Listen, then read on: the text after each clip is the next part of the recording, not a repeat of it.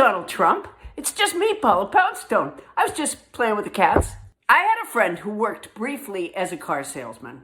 He said he was taught when a customer said what they wanted to pay for a car to react by throwing his pen in the air, acting taken aback, and saying, "What are you trying to get me fired?" no matter what number they said.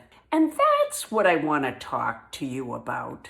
The funding for the Department of Homeland Security was separated from the rest of the spending bills. And the Democrats have given their list of requirements they need in order to agree to it. The Democrats have asked that ICE not wear masks, that their training is improved, that they lose the fake military gear, that they wear identification, that they have a warrant from a judge to enter someone's home, that they have a reasonable use of force policy, that they not put everyone's information in a trumped-up database, and that they stop racial profiling. Some of the Senate Republicans are calling these things radical and extreme, a far-left wish list, and unreasonable. These criteria are the same as any other law enforcement. I'm gonna guess that you told them to say stuff like that because you want these ICE and Border Patrol people to be your own personal army. They're like your winged monkeys. What are there, about 20,000 ICE agents? And I think about the same amount of Border Patrol? Some of them are women, by the way,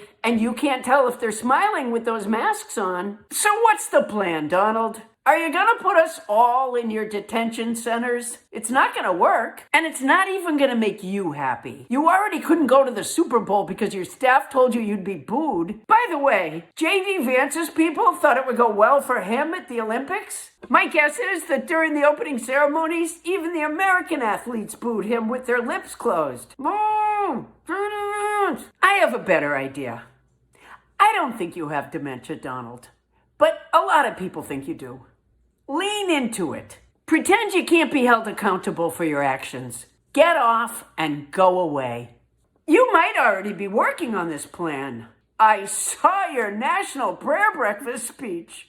Boy, I'll bet the attendees prayed harder after that. You told them you were bringing the country together.